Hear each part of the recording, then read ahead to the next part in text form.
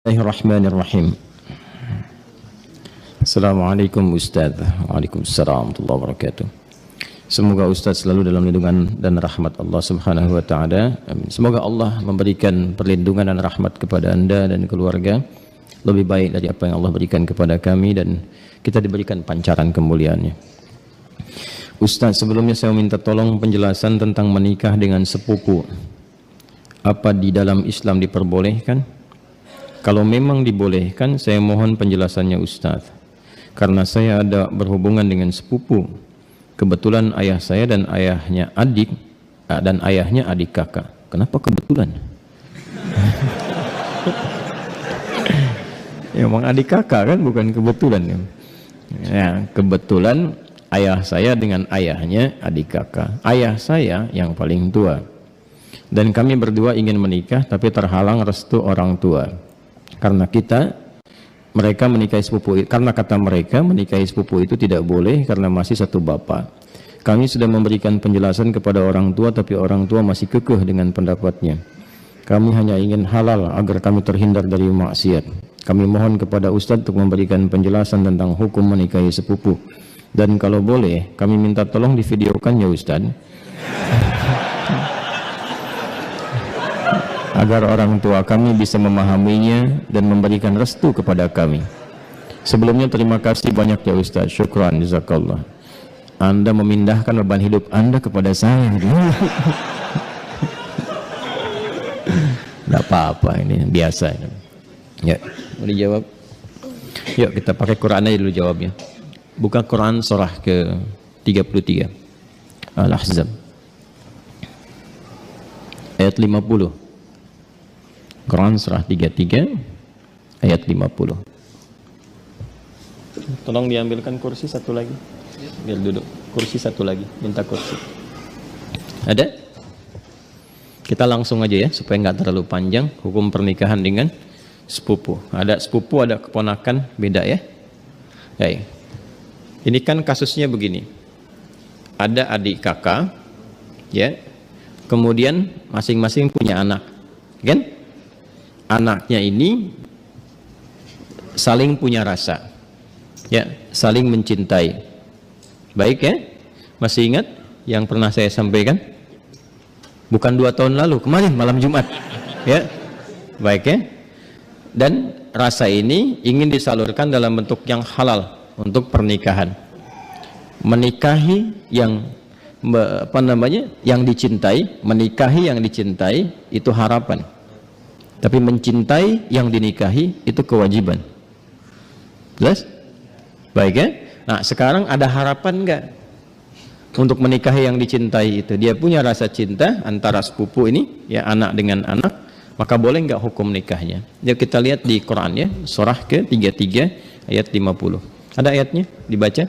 A'udzubillahi minasyaitonirrajim. Bismillahirrahmanirrahim. Ya ayyuhan nabiyyu inna ahlalna laka baik azwajaka allati ataita ujurahunna wa ma malakat baik yaminuk mimma afa Allahu alaih. Setelah itu wa banati ammika wa banati ammatika wa banati khalika wa banati khalatika. Terus ya, sampai situ dulu karena sesuai pertanyaan. Baik kan? Wa mar'atan mu'minatan in wahabat nafsaha lin nabi ya. Nah, itu nanti diteruskan ayatnya kemudian. Yuk kita lihat. Saya berdiri sebentar untuk menggambarkan dulu ya, sejenak. Wahai Nabi sallallahu alaihi wasallam, dengan keagunganku kata Allah, dihalalkan bagimu untuk menikahi perempuan-perempuan yang kualifikasinya dibenarkan secara agama. Terus ya? Sepanjang engkau siapkan pula, ya, mahar yang engkau siapkan. Kemudian juga dibolehkan dengan kualifikasi-kualifikasi tertentu. Jadi dalam pernikahan itu ada yang tidak diperkenankan menikah, ada yang dibolehkan menikah. Nanti yang tidak diperkenankan diantaranya di ayat ke-23 surah keempat itu, surah An-Nisa ayat 23. Ayo yang jomblo fisabilillah tuh dituliskan dulu itu ya. Ada berapa kualifikasi itu, nanti kalau cari-cari jodoh jangan memaksa pada yang itu. Ya, itu yang tidak boleh. Hurrimat 'alaikum ummahatukum. Ibumu nggak boleh. Ya kan? Kemudian juga saudarimu nggak boleh. Ya kan? Nanti ada kualifikasinya sampai dengan yang ke bawahnya, ya. Atau kurang lebih ada 11 yang disebutkan di situ. Itu yang tidak diperkenankan. Nanti ayat 12-nya sebagai tambahan. Jadi yang ayat 23 itu yang disebut dengan mahram. Ayat 24-nya istri orang. Jadi kalau sudah jadi istri orang jangan dipaksa, ya. Paham? Baik, termasuk nanti ada hadis sahih di Al-Bukhari dan Muslim, hati-hati bergaul juga dengan ipar. Ya, karena itu bisa menanamkan panah-panah setan, ya, menghadirkan dalam jiwa itu benih-benih seperti rasa suka. Itu hati-hati, bisa jadi pengantarnya curhat. Ya, lama-lama hilang gitu. Nah, itu yang dipersoalan, ya. Saya tidak ingin lompat terlalu jauh, kita kembalikan. Nah, itu yang dilarang, yang tidak diperkenankan. Yang boleh siapa saja dari jalur kekerabatan. Ya, di An-Nisa ayat 23, ibu nggak boleh, bibi nggak boleh, gitu kan? Bibi, kemudian baik itu dari pihak ibu ataupun dari pihak ayah. Ya, kemudian saudari nggak boleh, sepersusuan nggak boleh, gitu kan? Menantu nggak boleh, ya. Kemudian nanti ada anak-anak bawaan juga dari istri yang dinikahi, itu nggak boleh. Menyatukan, ya, adik kakak itu nggak boleh. Baik, istri orang itu nggak boleh. Di luar itu yang boleh apa? Ya, di luar itu yang boleh apa? Teruskan.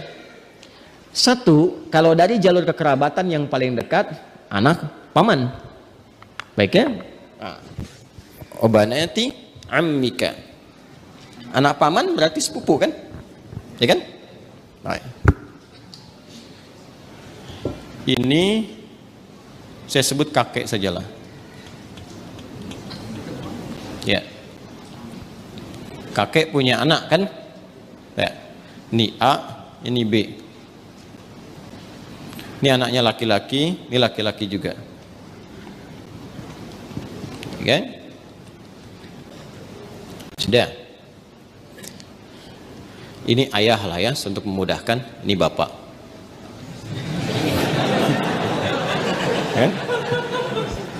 Kan punya anak kan?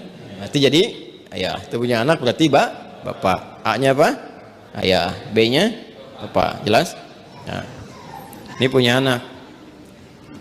Baik, ya. Ini X. Yang ini ya kan? Ini Y. Baik. Yang ini perempuan Y. Yeti misalnya kan? Ya.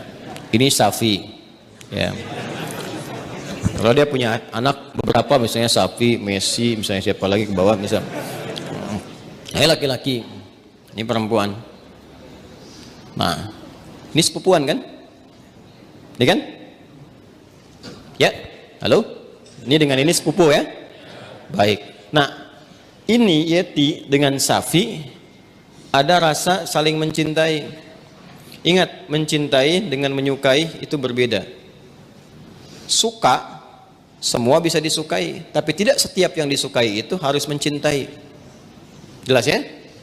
Baik. Sama dengan begini, tak kenal maka tak bukan, ta'aruf. Ya. Karena tidak harus yang dikenali itu disayangi. Anda kenal istri tetangga, apakah harus sayang padanya? Tidak kan? Paham ya? Baik. Jadi kenal itu tidak harus sayang. Halo? Paham?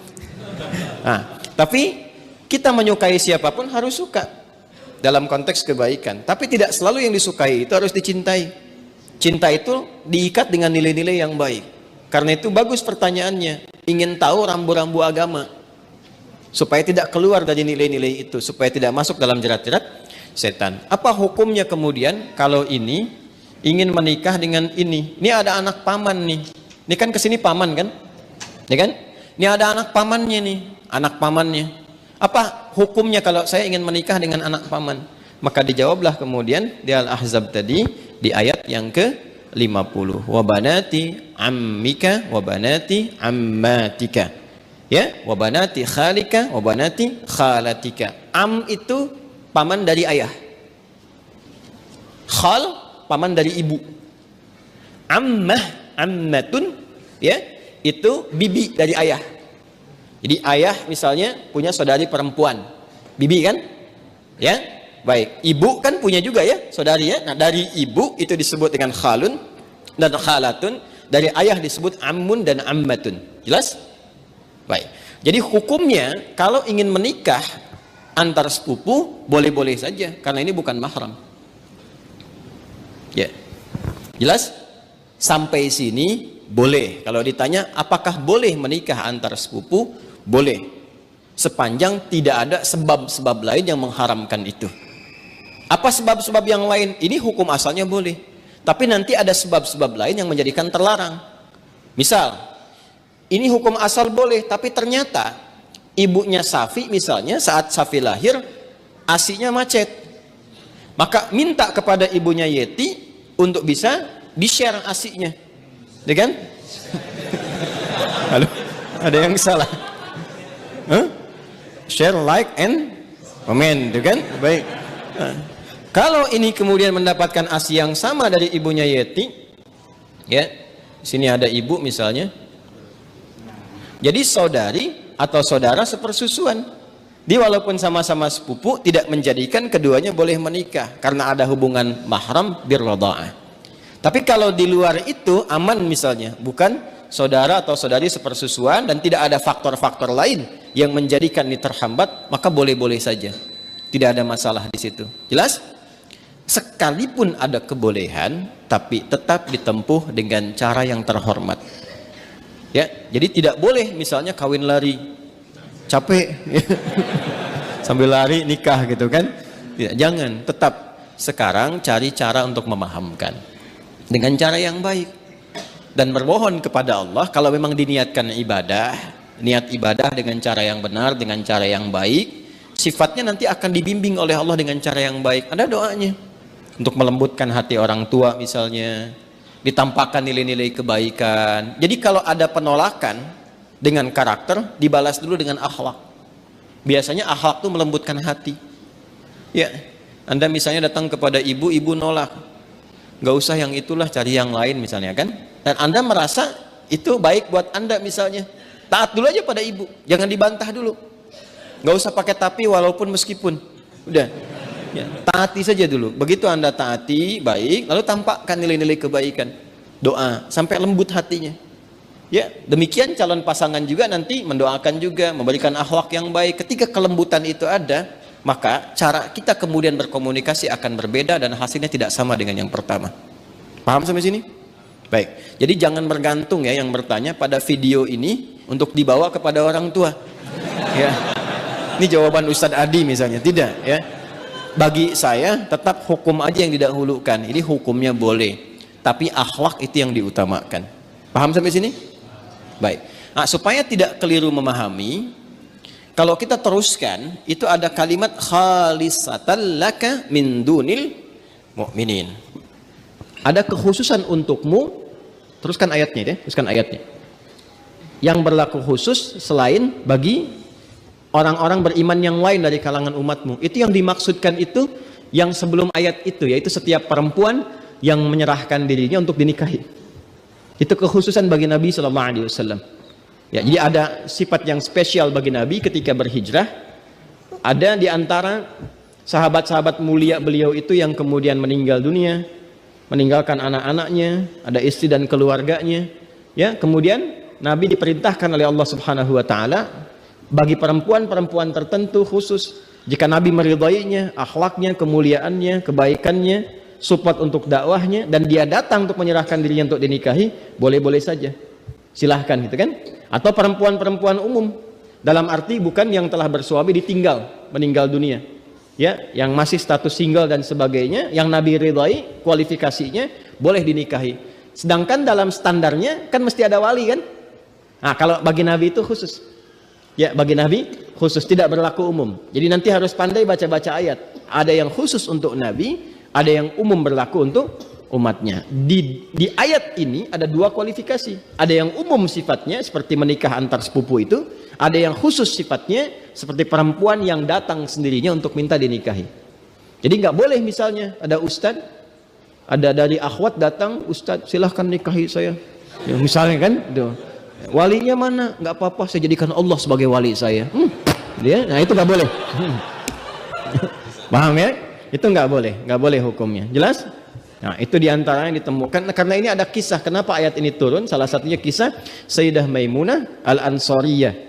Ya, ada kisah menyebutkan demikian. Ada kisah menyatakan Zainab Al-Ansariyah datang kepada Nabi sallallahu alaihi wasallam menyerahkan diri beliau untuk dinikahi. Jika memang ada nilai-nilai kebaikan yang bisa disupportkan untuk dakwah Nabi, maka direspon dengan turunnya ayat ini. Itu yang disebutkan oleh Imam Ibnu Jarir At-Tabari dalam tafsirnya, ya, tafsir At-Tabari atau Jami' Al-Quran di jilid yang ke-12 halaman 29.